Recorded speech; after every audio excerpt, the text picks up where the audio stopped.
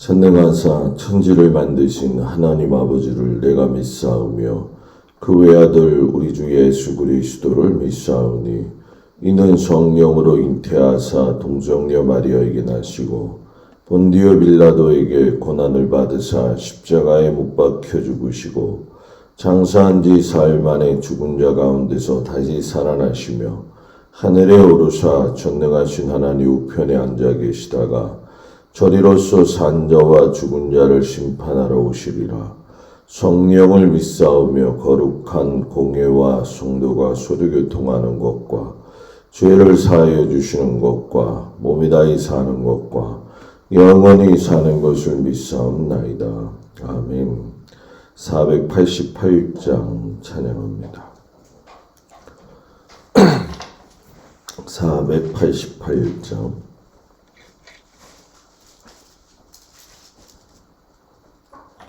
이 몸의 소망 무엇나 우리 주 예수뿐일세. 우리 주 예수밖에는 믿으리 아주 없도다. 주 나의 반석이시니 그 위에 내가 서리라. 그 위에 내가 서리라. 무섭게 바람 부는 밤 물결이 높이 설렐 때 우리 주 크신 은혜에 소망에 맞추주리라. 주 나의 반석이시니 그 위에 내가 서리라. 그 위에 내가 서리라. 세상에 믿던 모든 것 끊어질 그날 되어도 구주의 언약 믿사와 내 소망도 크리라. 주 나의 반석이시니 그 위에 내가 서리라. 그 위에 내가 서리라. 바라던 천국 올라가 하나님 앞에 배울 때 구주의 의를 힘입어 어여시마로 서리라. 주 나의 반석이시니 그 위에 내가 서리라. 그 위에 내가 서리라. 아멘. 하나님 말씀은 누가복음 5장 6장 말씀이 되어집니다. 읽을 말씀은 누가복음 6장 20절에서 38절까지 말씀이 됩니다. 누가복음 6장 20절에서 38절까지 말씀.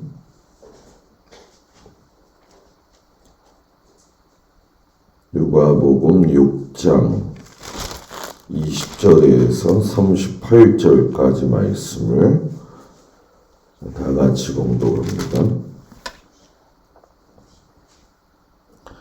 예수께서 눈을 들어 제자들을 보시고 이르시되 너희 가난한 자는 복이 있나니 하나님의 나라가 너희 것이며 지금 줄인 자는 복이 있나니 너희가 배부름을 얻을 것이며 지금 우는 자는 복이 있나니 너희가 웃을 것이며 인자로 말미암아 사람들이 너희를 미워하며 멀리하고 욕하고 너희 이름을 악하다 하여 버릴 때에는 너희에게 복이 있도다.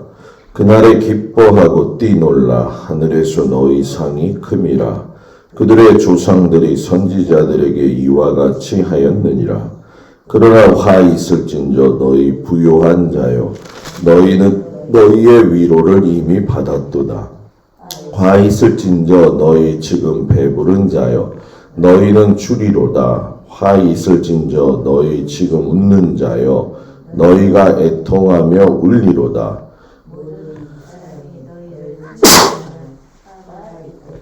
그들의 조상들이 거짓 선지자들에게 이와 같이 하였느니라. 그러나 너희 듣는 자에게 내가 이르노니 너희 원수를 사랑하며 너희를 미워하는 자를 선대하며 너희를 저주하는 자를 위하여 축복하며 너희를 모욕하는 자를 위하여 기도하라. 너희 입뺨을 치는 자에게 적뺨도 돌려대며 내 겉옷을 빼앗는 자에게 속옷도 거절하지 말라.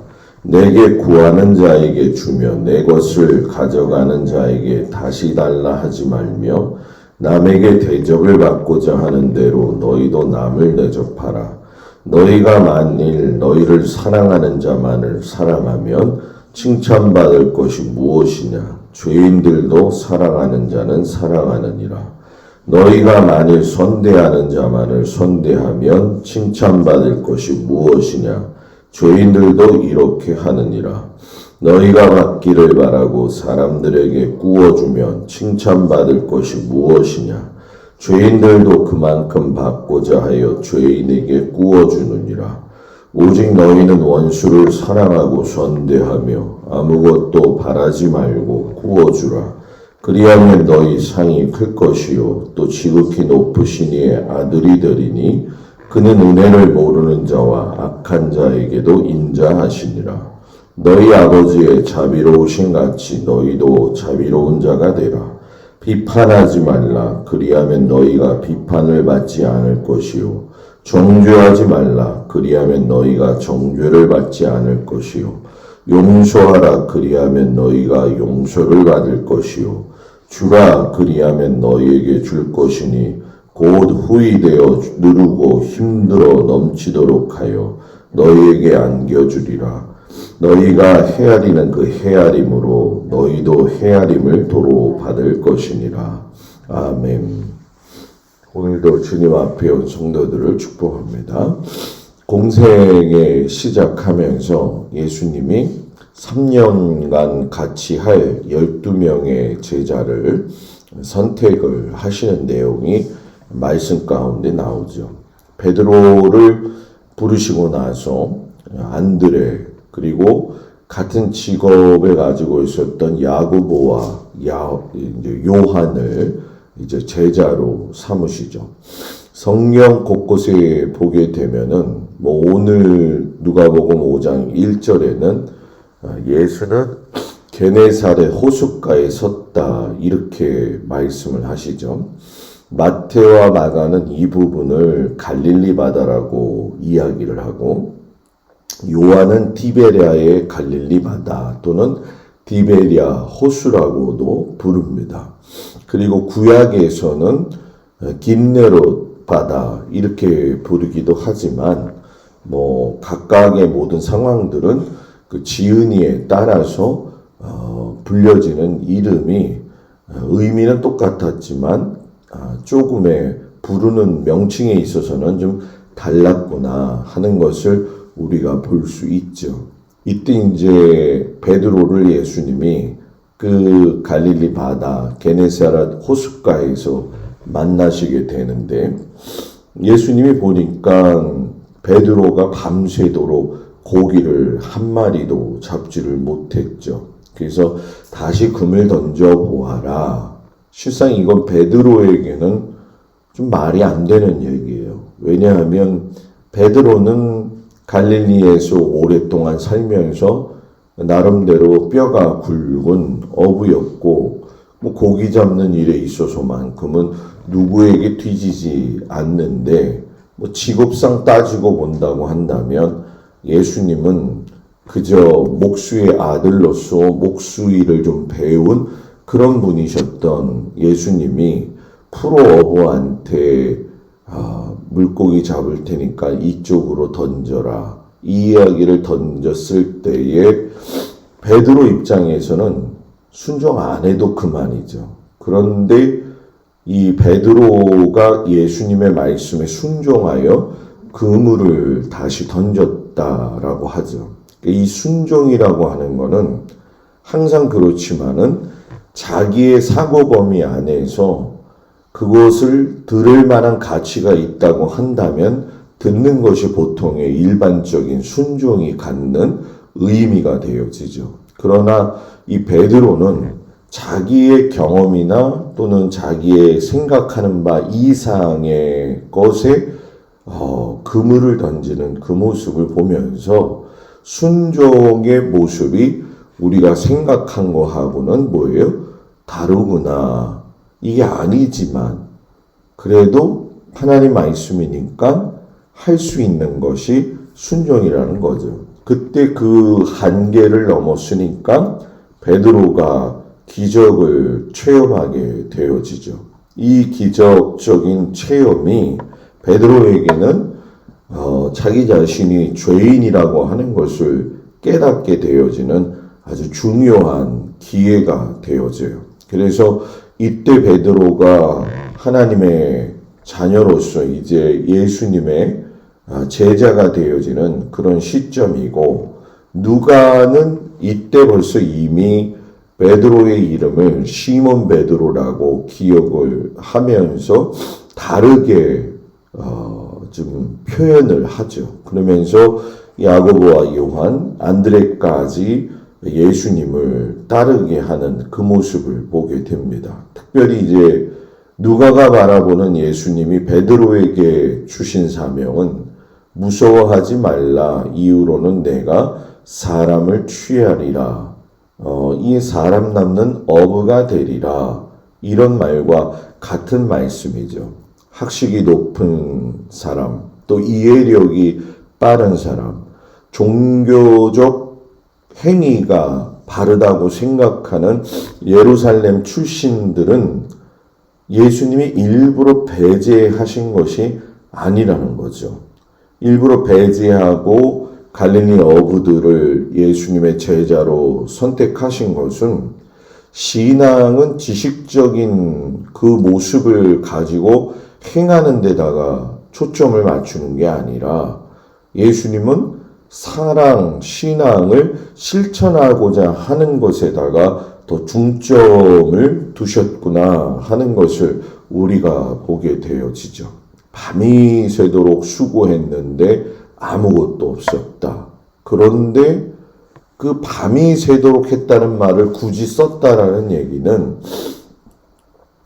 던져도 안 되는 거를 계속 던졌다라는 얘기죠. 그러면 이 베드로하고 나머지 그 제자들의 근성 가운데 한 가지는 뭐냐?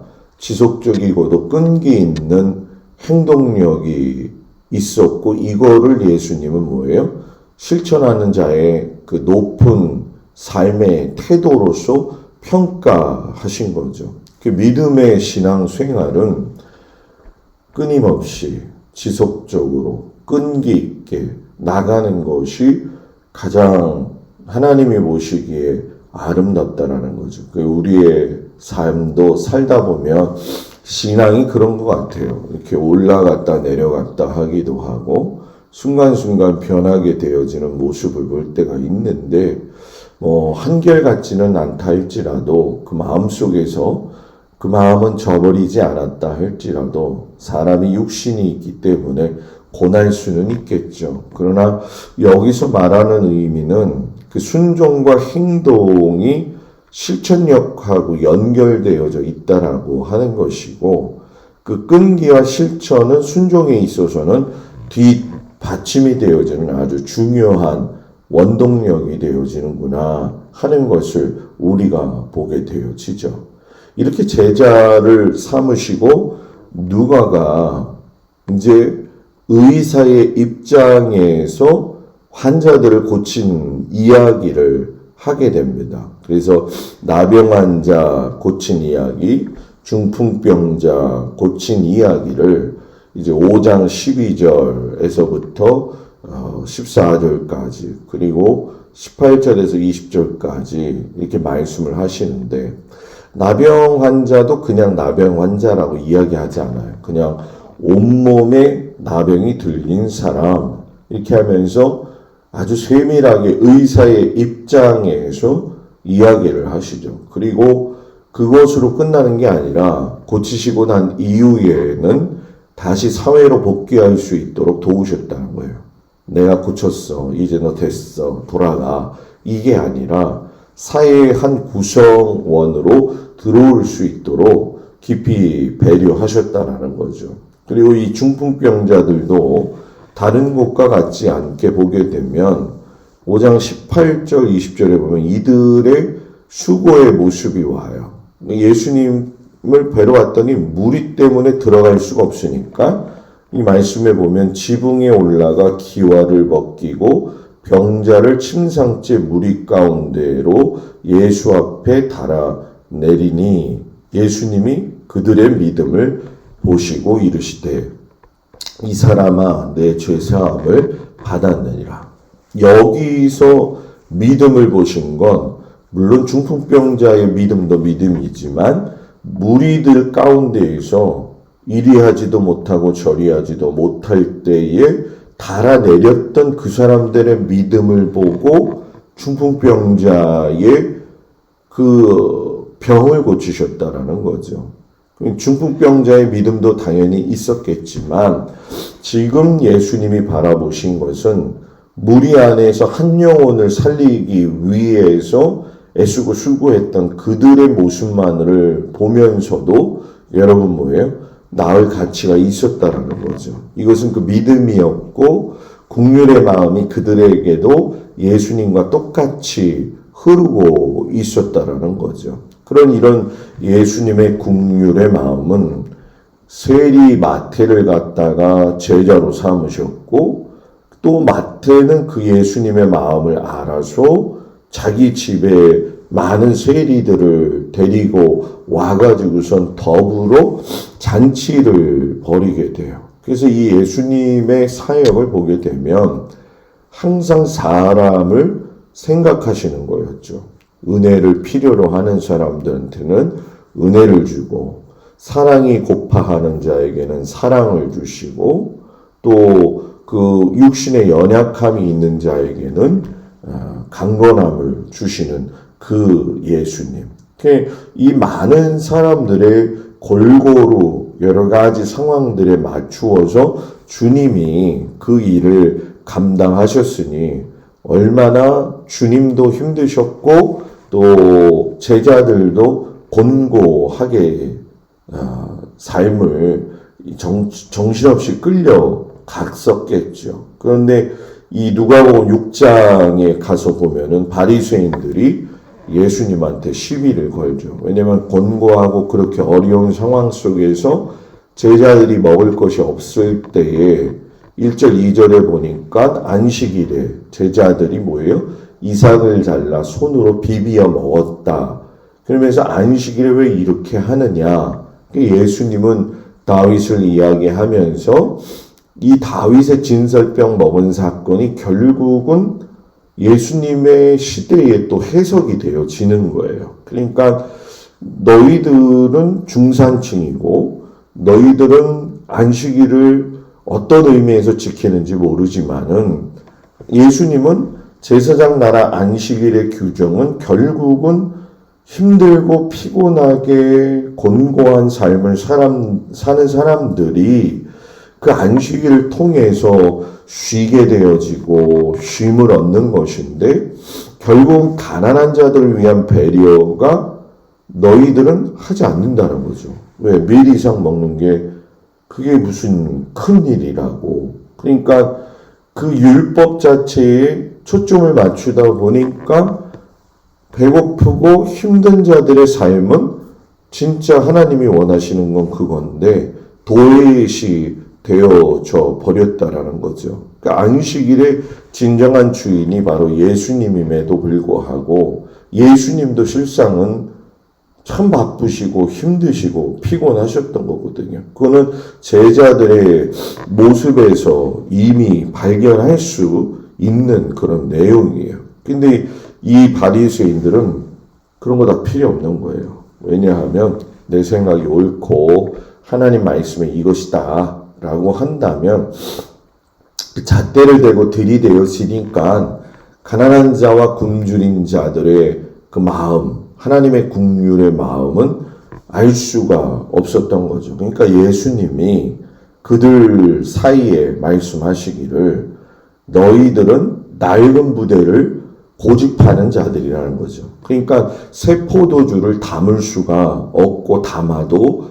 터진다라는 거예요. 결국 이런 말씀을 하시면서 이 누가가 강조하는 건 뭐냐 하면 누가복음 6장 12절 13절에도 나와 있지만 예수께서 기도하시러 산으로 가서 밤이 새도록 하나님께 기도하시고 밝음에 그 제자들을 부르사, 그러니까 항상 기도하셨다라는 거죠. 누가복음 3장에도 보면 광야에서 기도하시고 5장에 보면 한적한 곳에 가서 기도하시고 또 기도하실 때에 많은 대화를 또 하시는 걸 우리가 보게 되어져요. 그러면서 사도의 직분, 제자의 직분을 또 세우시는 거죠. 그러니까 이 예수님의 사역 중에 한 가지는 하나님의 긍휼의 마음, 또 기도의 사역, 또 최전방 그 선에서 최선을 다해서 그들을 가르치고 그들을 먹이시고 입히시고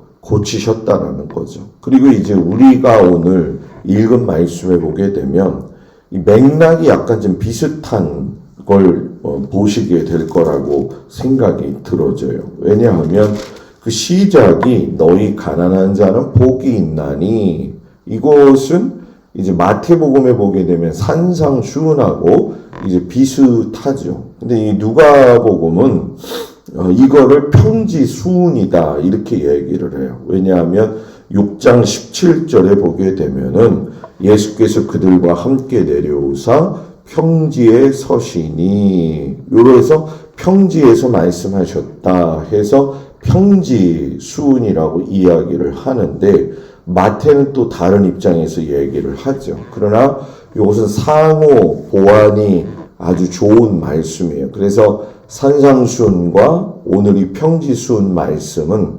서로 보완하면서 읽으면 아주 좋지요. 근데 복 있는 자들에 대해서도 말씀하시고 화 있을진 자에 대해서도 말씀하셨는데, 복 있는 사람은 가난한 자다, 줄인 자다, 우는 자다, 핍박당하는 자다. 그리고 화 있는 사람은 부요한 자다, 배부른 자다, 웃는 자다, 칭찬받는 자다. 이렇게 대비시켜서 이야기를 하시죠. 그러니까 왜 이렇게 누가는 서술을 했느냐. 이 결국은 산상수훈에서는 율법을 지킬 때에 율법과 선지자의 말씀을 완전하게 하신 분이 예수님이라고 한다면, 누가는 복 있는 자, 화 있는 자를 빗대어 이야기하면서 결국은 삶에서 사랑을 실천하는 것이 예수님의 말씀이다, 이렇게 이야기하시는 거죠. 그래서 원수도 사랑해야 되고 비판도 하지 말아야 된다라고 이야기를 이 누가가 하면서 이 아주 특이한 말씀을 해요. 6장 38절에 보면 주라 그리하면 너희에게 줄 것이니 곧 후이되어 누르고 흔들어 넘치도록 하여 너희에게 안겨주리라. 너희가 헤아리는 그 헤아림으로 너희도 헤아림을 도로받을 것이니라. 구약에서는 아주 공정한 저울 추를 이야기하거든요. 그런데 지금 누가는 예수님의 말씀 속에서 후히 주라는 거죠. 넘치게 주라는 거죠. 구약은 정확하게, 그런데 여기서는 뭐예요?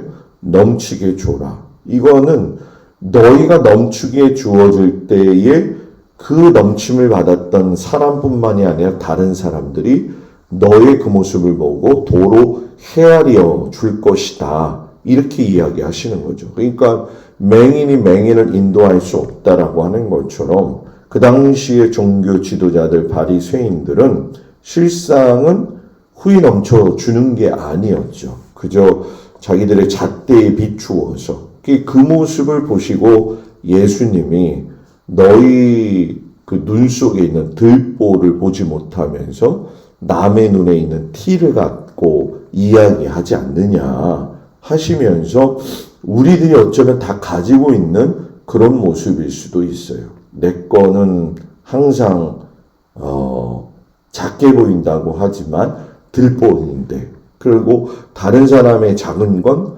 너무 커 보인다라고 하는 거죠. 그래서 예수님이 누가복음 6장 43절 45절에 가서 못된 열매 맺는 좋은 나무가 없고 또 좋은 열매 맺는 못된 나무가 없느니라 하면서 좋은 열매 맺어라.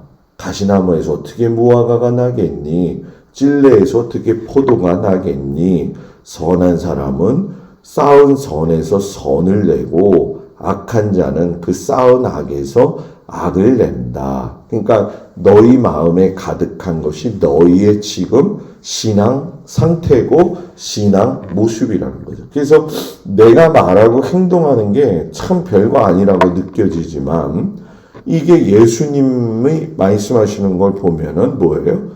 그게 너의 지금 신앙 상태라는 거죠. 하나님 모시고 살고 있니? 살고 있다면 넌 지금 어떻게 생활하고 있니? 참 우리에게 도전을 주시는 말씀이죠. 그래서 너희가 듣고 끝나는 것이 아니라 행해라 라고 말씀을 하셔요. 그래서 이 누가복음 5, 6장을 보면 예수님이 말씀하시면 여러 사람들의 반응이 나타납니다. 그래서 그 반응에 따라서 어떤 사람은 예수님의 말씀에 순종하는 그런 사람도 있고 또 스스로 죄인이라고 고백하는 사람도 있고 죄인임에도 불구하고 예수님 아래에 같이 사는 사람도 있고 또 예수님 앞에 적대적으로 공격하는 사람들도 있는 걸 우리가 보게 되어지죠. 그래서 항상 그런 거지만 하나님의 말씀은 늘 새 포도주 같이 우리의 그 세부대와 같은 마음에다가 항상 담아야 된다라고 하는 것을 우리가 이 말씀을 바라보고 들으면서 항상 우리 모두가 하나님의 말씀을 받아 이렇게 잠겨놓기에 부족함이 없는 그런 믿음의 우리 귀한 성도들이 되어지기를 주의 이름으로 축복을 드립니다. 기도하겠습니다. 은혜로우신 아버지 하나님, 예수님이 말씀하실 때에 실천하는 사람을 보시고 행동하는 사람을 보시고 정말로 상황이 어렵지만 그 뜻에 따라 살려고 하는 자를 보시는 그 모습을 보면서 우리도 그 모습을 닮아갈 수 있도록 하나님 허락해 주시기를 간절히 원합니다. 내가 사람이고 내가 인간이기 때문에 내 의지를 들이지 않으면 하나님의 말씀대로 따라 살 수 없음을 고백하고 순간순간 최선을 다해 하나님을 섬기며 내 자신의 신앙 상태를 잘 점검해서 하나님을 마음에 품고 아름답게 살아갈 수 있는 믿음의 성도들이 되어지도록 인도하여 주옵소서. 오늘도 하나님의 도우심과 은혜와 사랑 가운데 하루가 기쁘고 주님 통행하시고 또 모든 상황들 가운데 하나님께서 일터와 자녀들을 지키시고 인도하여 주옵소서. 예수님의 이름으로 기도드렸습니다. 아멘. 하늘에 계신 우리 아버지여, 이름이 거룩히 여김을 받으시오며 나라의 마옵시며 뜻이 하늘에서 이루어진 것 같이 땅에서도 이루어지이다. 오늘날 우리에게 일용할 양식을 주옵시고 우리가 우리에게 죄 지은 자를 사하여 준 것 같이 우리의 죄를 사하여 주옵시고 우리를 시험에 들지 말게 하옵시며 다만 악에서 구하옵소서. 나라와 권세와 영광이 아버지께 영원히 있사옵나이다. 아멘.